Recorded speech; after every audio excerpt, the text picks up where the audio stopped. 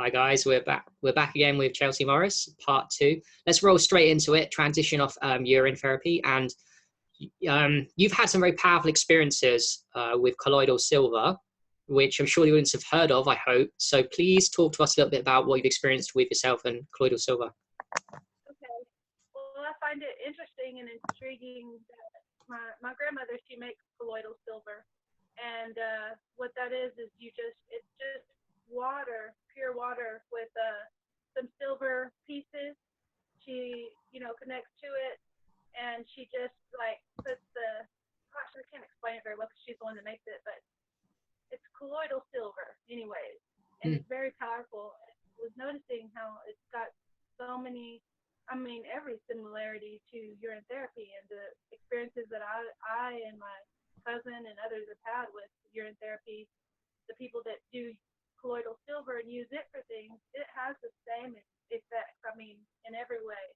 So I was wondering, what is it, about it that's the same? Talk about what experiences that I and others have had with it that's similar to urine therapy. That's interesting. It's like urine therapy. I've not experienced colloidal silver. I know it's very powerful. So what's going on there? Is it? It's a very small, minute amount of silver. Pure silver? Is this pure silver? Yeah, she puts like silver. Maybe there were silver dollars. They're just silver pieces like this, and she connects them to the side where they're in the water, and then she puts like in fishes tanks the tube that bubbles it, that gives oxygen to it.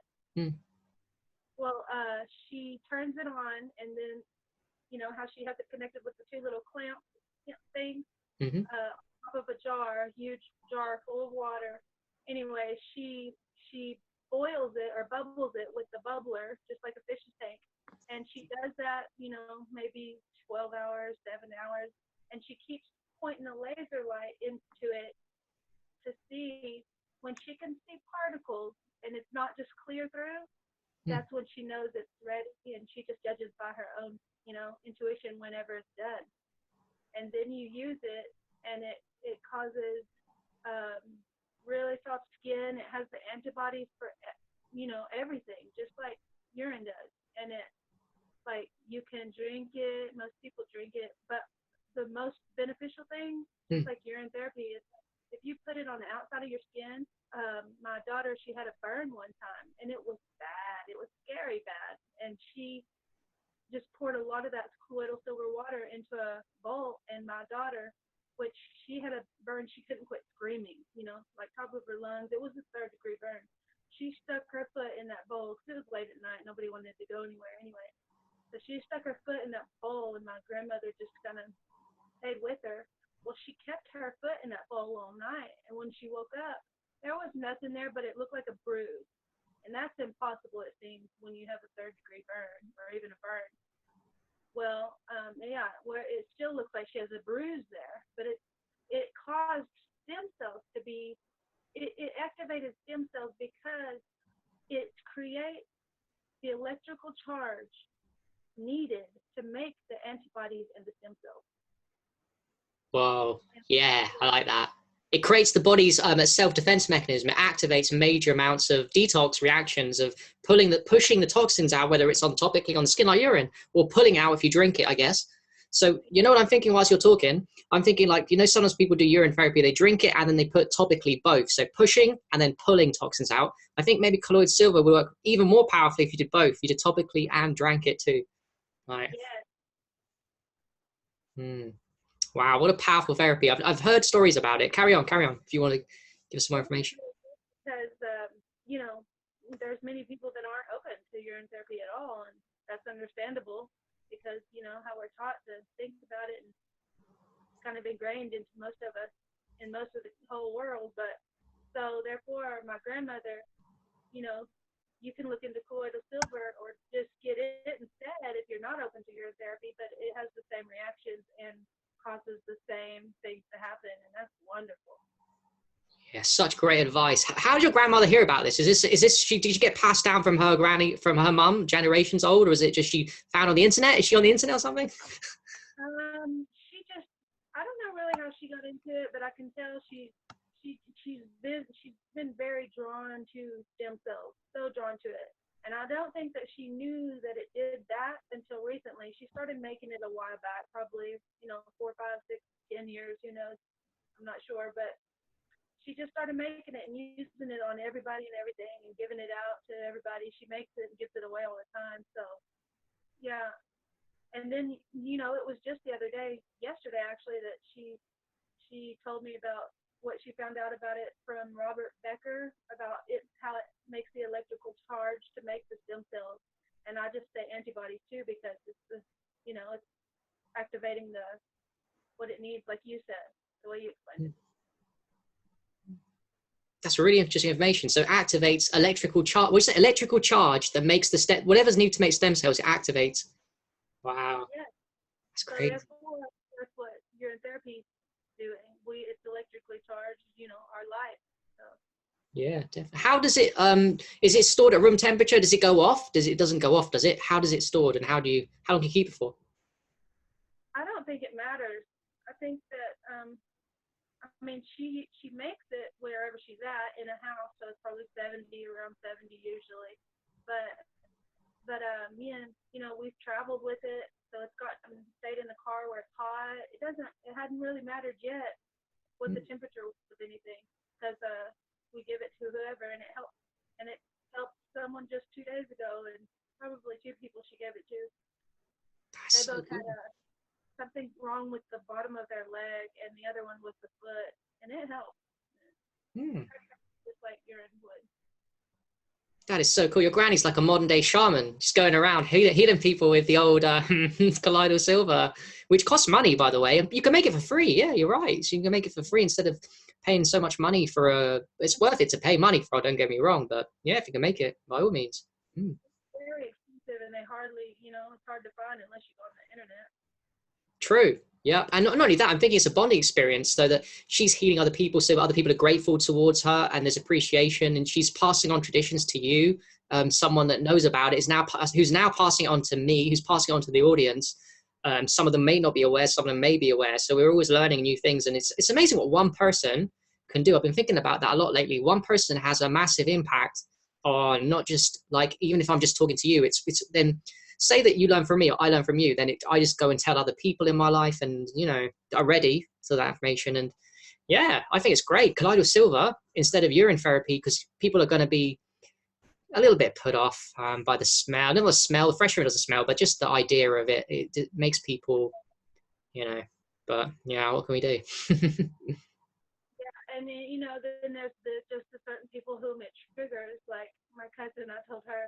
I was just talking to her about things because she wanted to know what and how I was in a different place, and I didn't know really what to say. And so I was just naming things off to her. And then when I said the words urine therapy, she was like, What'd you say? Like it was a joke. She thought I was just joking. She goes, that's the thing. Are you joking? I said, no, but you could tell it triggered something in her. And so therefore she started researching it, and she just did the same thing that me and you did. Maybe she started researching it a lot, and then she tried it finally after weeks of researching it. She finally was like, I'm gonna give it a shot, and she did, and she's been using it. It helps, I think, keep emotionally stable. Like she feels like herself instead of being so bipolar. Oh wow! So it's helping majorly with bipolar disease for her. Yeah, it's helping her. I don't want to speak too much for her, but I'm pretty sure it helps, like just helps her know herself more. And, she's just steadily trying more, and she's doing some aged and doing it, putting it on herself in the shower and stuff. And she just keeps, let me tell you this. The other day, her boyfriend had got a really bad burn by metal. It's so hot here, outside. Well, so he was like burning, so he asked her if she could help, and the pain went away instantly. And also, they got bit by ants, and the pain went away instantly when they used it on that too. So that's good enough for people. Yeah, we like that. Why is a waste product doing that? Oh my God, I shouldn't be doing that. It's crazy, isn't it? Absolutely crazy. Do you know, I was thinking about this yesterday. I've got a theory that's pretty obvious, but it seems to do something for the brain. Like, I reckon all emotional diseases, you know, like schizophrenia. Now, I'm damaged. Everyone's got trauma, but I've got like left-right hemisphere imbalance, like it severely fucked me up. I'm happy with my life, don't get me wrong, but I just recognize it now. Whenever I do two things, my emotional health goes up a lot. Meditation, deep meditation with this new program I've got. But the second one is when I drop aged urine, not fresh urine as much anymore. Aged urine, when I drop it, my brain just goes back to, I feel like it's fixed. Do you know, I don't know if you've seen MRI scanners of people before they have meditation, what their brain looks like. They take a photo of their brain before, and after 20 minutes of meditation, the colors change and the brain seems to be working much more organically. You can prove it with science. Well, I reckon if you took an MRI scanner before and after someone dropped aged urine, you'd find the brain is scatty before, and then it becomes really just like meditation, but I think more powerful. So what I want as a dream of mine, I put it in my head yesterday, and I think I'm going to go with it. I'm going to try and get studies done, find someone that does MRI scanners. If I have to be the test subject, pay money or whatever, save up money, I'll do it, so that I can prove that it's doing something very powerful to the brain when you drink it through the mouth. Not even up the nose, mate. Up the nose we talked about, it's going to go straight to the brain. That's obvious. But even drinking it goes into the blood-brain barrier. Like you know, your grand said with the bipolar. It seems to, I reckon it will fix every single emotional disease, and depressions, all these kind of human-caused diseases. I agree. It's crazy, huh? All right, so we talked a bit about climate. So let's talk about allergies. You want to talk a little bit about allergies? You've had experiences with allergies as well. Urine therapy, whichever one you. Oh, yes. Allergies, okay. So, well, one reason is because the urine therapy, you know, helps me with it, even if I just drink it, but more so I have used a neti pot, you know, and that it goes away for the day, you know, unless you eat crap or bread or whatever triggers you, like me, it's pretty much everything, bread or sugar triggers it, and I'll use it, you know, just one time, a little bitty, you know, snort of this, like that. That's it, and it's for the day again. And anyways, I was learning a lot through just contemplating what allergies were, and really got into thinking about allergies. And then Dr. B.M. Hegde triggered me by saying allergies are, this is the definition of them, and he's a doctor, you know, heart surgeon. He said allergies are the acquired capacity to react. So I was like, yeah, that sounds right, because, you know, even I make my own allergies whenever I don't like something. You know, it makes me get sniffles and be like, you know, even the mindset does it. So I was thinking pollen. I mean, pollen feeds everything. Pollen's everywhere. But, you know, they act like that's what's wrong, like cedar trees and ragweed. Those are the two highest contents of iron, of cosmic energy that's probably on this planet that I know about, ragweed and cedar, and they're the most abundant. And they're pulling in the most content of iron and cosmic energy. Therefore, we blame them on the outside of us for making us get sick or have allergies. But it's good for us. It's our own inner diets that we've chosen that's making us sick, and they're helping us just like the rest of nature. It's all helping, except for we're harming ourselves and trying to put the blame outside, whether we know it or not, you know. But coming to an awareness of this, I felt it was important to share it. You know, maybe people might start looking at what, when they eat it, starts triggering their allergies, and what, when they get around, when you walk outside, you usually sneeze from the sun, from whatever you want to say. It's helping us throw it out, back out of our bodies, like our bodies should be helping us with nature. So that was, you know, a really good discovery for me. Yeah, so agree. Like the sun makes me sneeze. It will make you sneeze if you sun gaze or even out in the sun too long. So the body, and also I was thinking as well, when you're talking about nature trying to heal you, the sun gives you people cancer. The reason why is because it's trying to heal you, but you're so far toxic with your diet and unhealthy lifestyle that it tries to heal, that you know, you can get in trouble. And also the moon too. So in full moon, people get ill in those new moons and full moons because the moon's trying to heal you too, but you're too far gone with your protocols. It's like a warning sign, and then you can either listen to the warning sign or not and get disease, and you know, and then yeah. So, I mean, if people do get disease, you can bring yourself back to ease, I believe. You know, everybody, we all have so much power. Every bit of the power's in us. And I love Wim Hof because he shows it. And he says, you know, it's not me, it's all of us. I don't do anything that we all can't do, you know. And I've done what he's, well, I've taken like cold showers, and Who's that who you will talking throw about? you Sorry, who did back. you say? I didn't hear. Sorry, who's talking about? Who was you saying that? Who was the guy Wim Hof. who? Listen, Wim Hof. WIMHOF.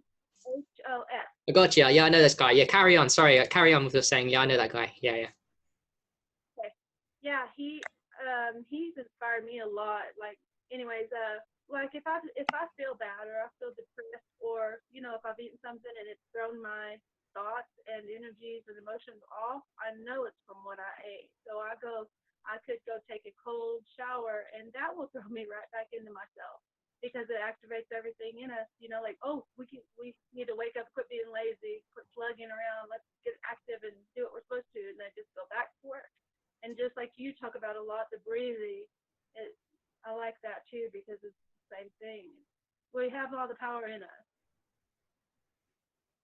Completely. I think that everyone needs a reason to do health protocols. And one of them with the cold that I learned recently, the cold, it makes you deep breathe. I've known that for the longest time. So you want to deep breathe, sun gazing, cold makes you deep breathe, you know, that big shock to system. My favorite one at the moment with the cold, to put up with a little bit in this mild temperatures sometimes in winter time in the UK, is the cold makes you more sensitive to the hormones inside your body. So if you've got hormones inside your body, whichever, for men, high testosterone, women want high estrogen, women need testosterone too, but insulin, we've got all these hormones, but with unhealthy people, the unhealthy we become, the less, the more hormonal resistant we become insulin resistant, testosterone resistant, estrogen resistant. But the cold, it makes you more sensitive to that.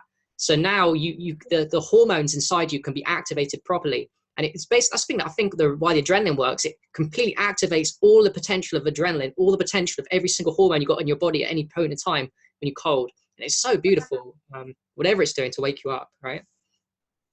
Yeah, that's a good insight too. That makes sense. Yes. Mm. Yeah, and another thing as well, type 2 diabetics are insulin resistant. You've heard of this phrase, insulin resistant. Well, you need to become more insulin sensitive. So go and take a cold shower if you've got type 2 diabetes, you're pre-diabetic, and then all of a sudden the insulin will work properly and you're losing your insulin resistance. You'll start getting more healthy. That's a huge reason why cold therapy works for losing weight. It's making you your hormones work properly. Hmm. Oh, that's good insight too. Thank you. It's all right. I learned that off a guy I interviewed recently called Nathan Walsh. So I'm learning off this. I learned this off other people. But now I just take it as my own. So yeah, it's good info.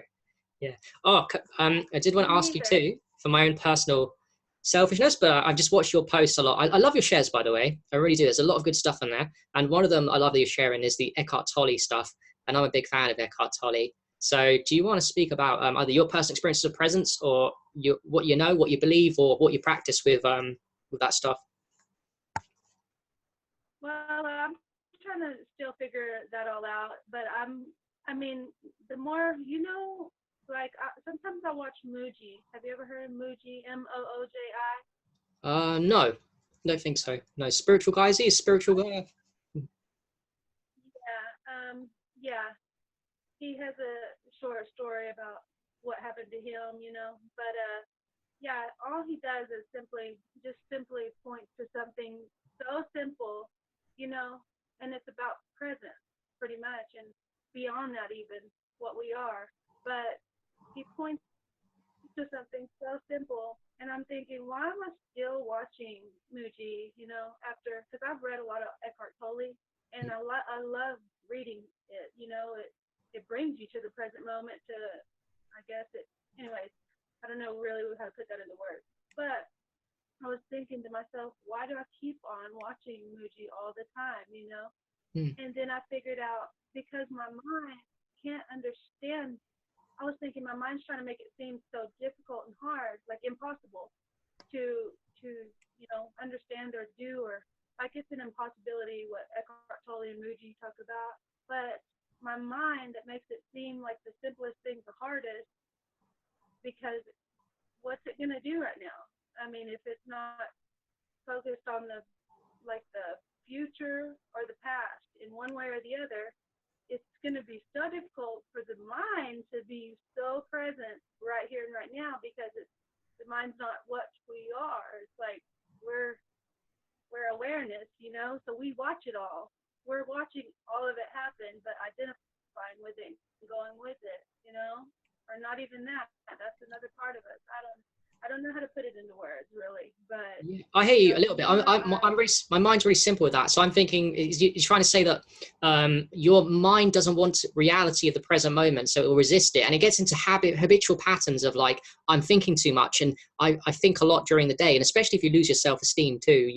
I think. Do you know what I think? I think as kids, we have really high presence. And as a kid, you see everything for the first time. So kids are really excited because everything is new when it's not new, but it is new to them. And as adults, we lose our presence. And that comes with the matrix, self-esteem damage. And people that are self-esteem damaged lose it even more, like myself. I've got to fight harder for my presence, but that's okay. But everyone loses it a little bit as an adult. And then, like you said, now we want to rationalize our existence of thinking. So now, maybe even me, I'm using my ego now to pass on knowledge when I should be practicing presence to a point, instead of being happy within, instead of like thinking, okay, let's use what I know and share my knowledge. It's complicated. Do you know how I'm trying to say? I'm trying to, it's hard. It's hard. I hear what you're saying. Yeah, it is such a complicated topic. The only thing I know from it is that meditation is good. I'm doing a lot of meditation, a huge fan of it. And sometimes I activate lately a couple of seconds where I'm seeing something that's always been here for the first time. And the problem is I'm trying not to use my ego about it, but I guess I am, because, this is the hard thing in meditation. You just got to let it be. You got to let everything be without using it for a purpose of becoming more present, because that's kind of like, you don't want experience, you just want to practice whatever shows up, if that makes sense. It's hard. Yeah, it's a difficult topic. I also saw in your post, Eckhart Tolle quote said, the thing is, you've got to die, but practice dying before you die. And I was like, whoa, that's deep. Got to practice dying before you die. Yes.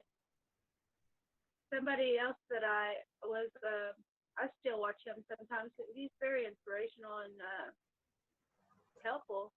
Bentino Massaro, but he reminds me of that topic right there, because, I mean, the meditations that he has with the music in the background, that's kind of, there was one of them that does that pretty much. He says that he had that experience and that, it's helpful. Mm. Died, but you can't. I mean, you can. People can. I don't really know what to say about it, but yeah, he has some good meditations on that subject too. Cool. Do you practice any meditations? Yeah, just spontaneously, or whenever I feel like it, I do. Or if if I feel like I can't handle any more noise and TV, or don't need to handle anymore, I just turn it off and focus. Yeah. Quickly, how is it, if it's okay to say, how is it bring up, you've got a little kid, haven't you? How old's your kid again? 5 months. 5 months. A little older than Yes, I have. It's a whole different experience of everything, because I chose to have him at home, and because I'd already had one at home, and so I chose to have him at home, and it was a whole different experience. I could definitely see the difference in everything that the hospital does and their protocols, and doing it however you want. If you want to do it at home, it's a very different experience. Even you can tell the chemical, the bonding between me and him is different than the bonding between me and my other children. And the chemicals cannot get activated if you do certain things. Like when you go to the hospital, your body's already, you're an animal. The body's an animal, so it's already knows it is not. A hospital is for emergencies, or if something's wrong. They put you in a wheelchair when you're pregnant. As soon as you get there, you don't need a wheelchair. Just everything's not needed. So I did it my own way this time, and you can definitely tell it's a whole different experience and ball game. It's the right experience for me, because now I get to experience I can tell going to the hospital with my other children, they gave me Pitocin, which deactivated my oxytocin, and the natural chemicals in my body are supposed to activate the love hormones and everything when you have a child. Yeah. Yeah. Sorry, he was crying. They brought him to me. Oh, okay. So, Perfect timing. Divine timing. Divine. Oh, bless him. yeah. What's his name? What's his name? Athos. Athos. Yeah. Athos. Yeah, Athos. Is that after Three Musketeers? Is there Athos, the Three Musketeers? Same name, but with AE. I like that because it's like, have you ever heard of Egypt? But it's AEGYPT. Oh, I haven't. No, it sounds strange. Okay. Okay. Cool. It's like, oh, that's nice. in like the Aegean Sea, like it's Aegean Sea. That's where Mount Athos is. Okay. Oh, it makes sense. That's so beautiful. Oh, it's so beautiful. Do you do? Does he? A baby? You heard of baby's pee is very powerful too. I don't know if you heard of that. Baby's pee is very powerful. I would imagine that. I think about that, but yeah, he's okay. Well, one that got sunburnt really bad. He got sunburnt really bad, and it was, when the baby this small, that's a little white, scary if I get sunburnt. So I put on 285 hertz of frequency, like on YouTube, and like rife frequency, because I know those work. I wish more people knew about those rife frequencies. They really work. Yeah. You feel it in your body, and me and my grandmother's healed a lot of stuff when it came up within us. But anyway, so I put that on, and I put on, like all where he was burned at. So that was in the evening on one day. Well, in the morning, when we woke up, he looked like he never had gotten touched by a sunburn. It was really crazy. He looked just the same as he did before, like it never happened. And all we did was go to sleep with that on and put urine on him where the sunburn was, on his right here. Wow. Looked like he was touched. And the guy that went with us on vacation came in and he goes, "Did you look at that?" And he said, "That's strange." He said, "He looks like he never was a lobster." So, yeah. Wow. That's great. You're in for sunburn too, sun cream, a living testimony on your little baby there. That's amazing. Really amazing. He's blessed. Did you use his, not his own, you mean yours, right? Or anyone else's? I mean, you could use his too. Would it work? Yeah, it'd just be hard to catch. Yeah, sure, right? Very hard. Baby pee. I've always wanted to try it. It sounds weird, but maybe one day in the future, just as an experiment, I just want to see what it feels like to higher activation. But we're pretty healthy, so I don't know if it would be higher or not. I'm just going on theory. I have no idea really. So yeah, but the thing is that, yeah, well. Haven't you seen all the the old photos and drawings? It's usually of a little boy, like the fountain of youth. It's always a little boy.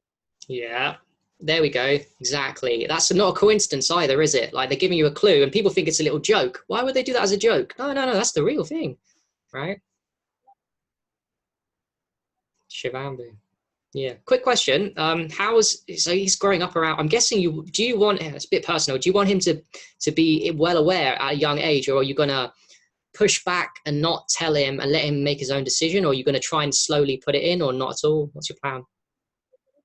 I am not into lying, and especially to my kids. I don't care if it's, whatever it's looked at as bad or good, even that I look at it as bad or good. I'm not into the lying to the children. Even if some people think it's more appropriate to do so, I just don't find it in me, So they'll be well aware of it. I won't push it on anybody, but they'll all be well aware of whatever I do. So it won't be hidden, and they can all make their own decisions. Yeah, but most probably they'll want to role model their parents, so they will eventually, just by nature of seeing the results in yourself and the love of the parents, they'll most likely be in that too. I mean, It's crazy what you're doing. Not many people are doing this, like doing it for their little children, having young children. And Shivambu babies are rare, like babies that are, the mothers and dads are into it. You know, one of them, let alone both, and it's just both, let alone, you know. Crazy. And it's hard too, because now you bring up a family, which is hard enough, bring up kids. There's no manual to how to grow up children. And then you've got to do all your own self work too. You're working on yourself, you're learning, you're experimenting, you're becoming healthy, but also you've got to think of your children, you know, all this stuff. You know, if you don't do self work, then you're just gonna still be. That's all I can think about actually with my children is if I don't do self work, then they're not gonna see any growth or change or is possible. And you know, I can't get too upset with anything that, you know, their thought patterns, because when I had most of my children, I wasn't anywhere near awake or wanting to be. I didn't want to be, you know. So yeah, so true. Yeah. Not very beneficial thought patterns at all, but I'm not going to try to correct them. They are their own beings, and I'll just be a role model as best I can and be myself and show them they can be their self, and hopefully they'll see their self or beyond what they think about themselves. Yeah, and you're doing a great job, mate. You're a beautiful person, beautiful soul. So thank you very much for doing great work and being with us today. Before we leave, though, can I ask you, is there anything we haven't covered that you'd like to talk to? I forgot to mention, you just want to get off your chest as you find important as like a closing statement? Well, other than what we've talked about right now, the most impactful thing on me is the reading the Anastasia. Well, actually, I listen to them on YouTube, and also I read some. But reading the Ringing Cedars of Russia series book. What was that? I couldn't hear. Sorry, couldn't hear. Yeah, Ringing Cedars of Russia series book with Anastasia. They have woken up so many parts of me spiritually, like, and brought me back to so many parts of me that I can't help but want to share them with everybody. They're so impactful. And it's just about a man named Vladimir and his experience going into the Siberian taiga forest and meeting a recluse there named Anastasia, and their experience together. And she says the words how they're put together in this book, these books that you will write will you know, have an impact on people when they read them, because she's totally connected to way beyond what we've disconnected from, you know.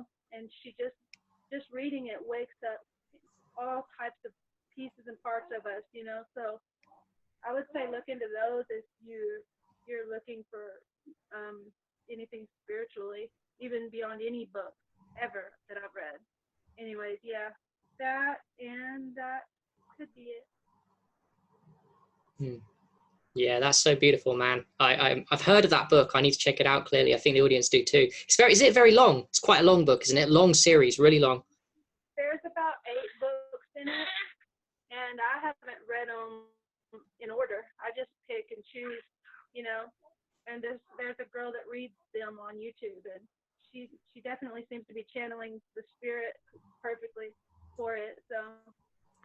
Cool. Yeah, I recommend we should check them out. Stuff like that. Yeah, that's good. Yeah. Okay, so I love the impromptu of your son coming to join us. At the time we were talking about him too. How cool is that? So coincidental. Yeah, it gave me a lot of this interview has been giving me truth bumps, chill bumps. Exactly. Bumps, whatever we want to call them. Yeah, spontaneity, divinity, whatever. Yeah. Thank you very much for joining us today, and thank you for all the information you're sharing. The great work you're doing as a mother, and I call you a healer because you're spreading knowledge and helping people on Facebook and part of the Shivambu crew. You're a lot more than that, but I appreciate your support and your knowledge you bring to the table on Shivambu. So thank you very much for being with us today, and yeah, I wish you the best. Cheers, guys. This is Harry with Chelsea Morris for Alkalized Realize. Bye, Chelsea.